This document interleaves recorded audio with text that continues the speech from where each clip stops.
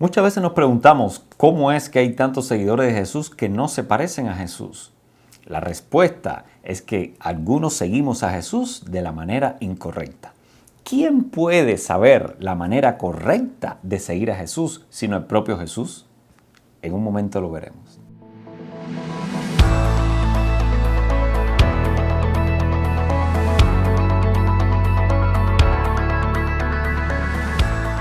En Marcos capítulo 8, versículo 27, al primer versículo del capítulo 9, aparece allí un resumen de la forma correcta de seguir a Jesús. Él mismo dice que debemos acostumbrarnos a 3 actitudes sobrehumanas. La primera, negarse a sí mismo. Segunda, tome su cruz. Tercero, sígueme. Pero ¿qué significan estas 3 frases? Las hemos tergiversado, pero empecemos con la primera, negarse a sí mismo. Note que Jesús no dice negarse a cosas. No es con respecto a las cosas, sino es negarse al que quiere las cosas. Segundo, no es obediencia, como a veces la obediencia que le damos a los tiranos, o la obediencia de Jonás, que fue a regañadientes, o los demonios que obedecen a Jesús porque no le queda otro remedio. No nos referimos a esa obediencia.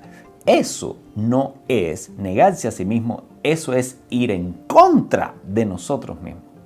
Negarse a sí mismo es algo superior. Si vamos al versículo número 31, nos vamos a ver ahí que Jesús está diciendo que era necesario que Él padeciera. Eso es negarse a sí mismo. Es comprender una necesidad y aceptarla. Es vincularse voluntariamente, asimilar, sujetarse, someterse a voluntad. Un ejemplo lo tenemos en el Titanic. Seguro viste aquella escena donde Jack se aguantaba de aquella caja sobre la que yacía su novia Rose. Allí Jack decidió negarse el derecho a sobrevivir. Fue una decisión voluntaria para donársela a Rose porque solo había una vacante. A eso nos referimos. En este caso, Jesús se niega a cuidar su vida. Fíjese qué antinatural nos es esto.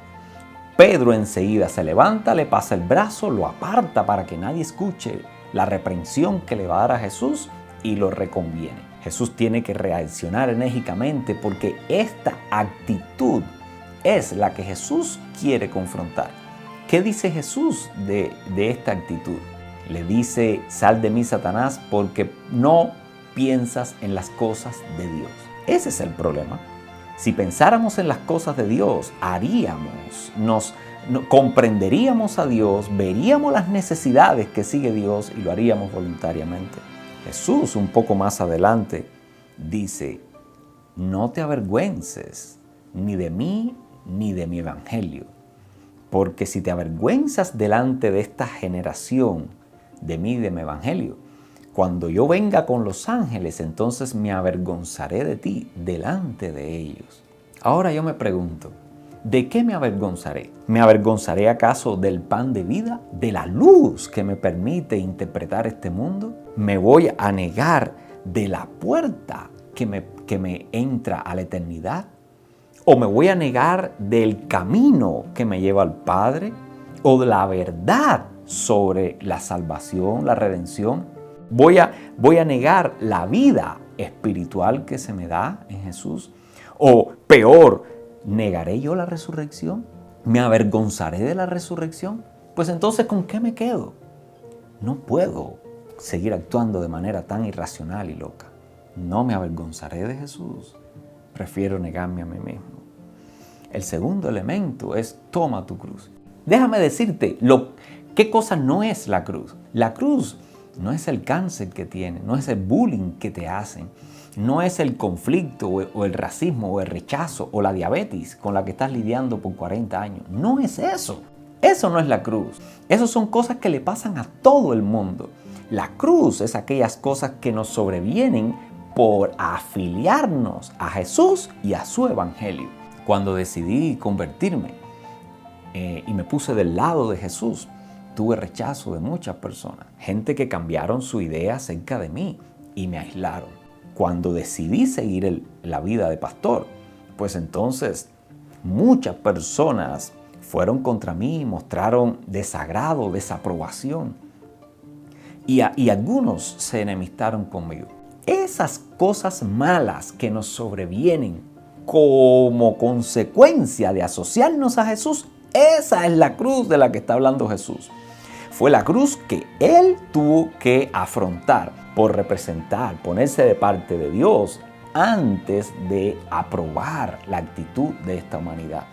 La humanidad le fue en contra y le ofreció una cruz. Jesús, cuando le ofrecieron ese mal, lo abrazó. Eso es la forma correcta de seguir a Jesús.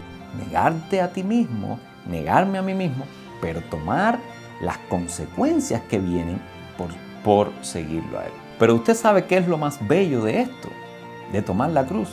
Es que Jesús lo que nos hace es una invitación. Nos dice, tómala.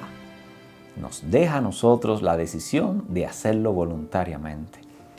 Dios no obliga a nadie, no le pone la bota a nadie, solamente sugiere que voluntariamente caminemos hacia este mundo difícil.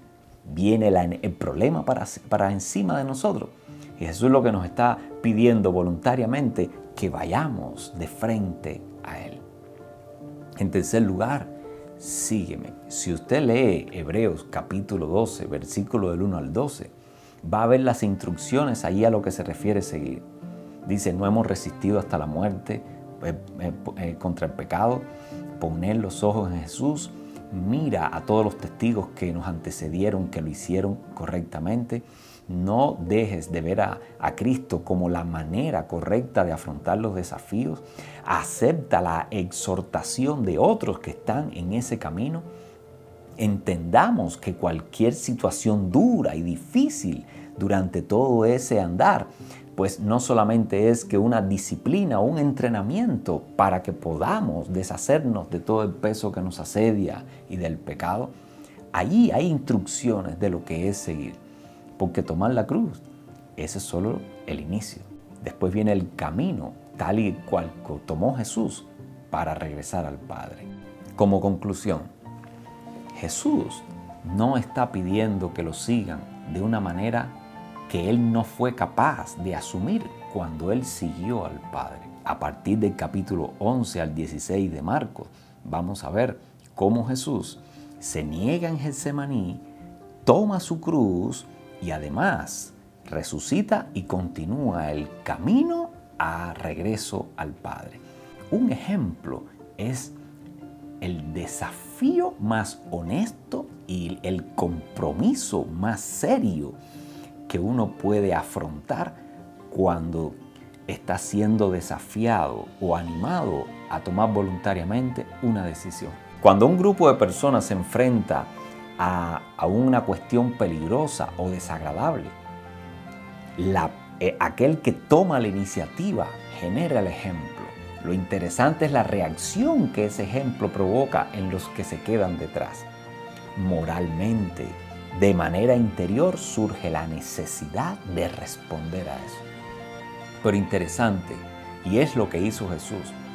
Con el ejemplo, Jesús genera necesidad interior y no imposición o amenaza externa para invitar a que nosotros le sigamos.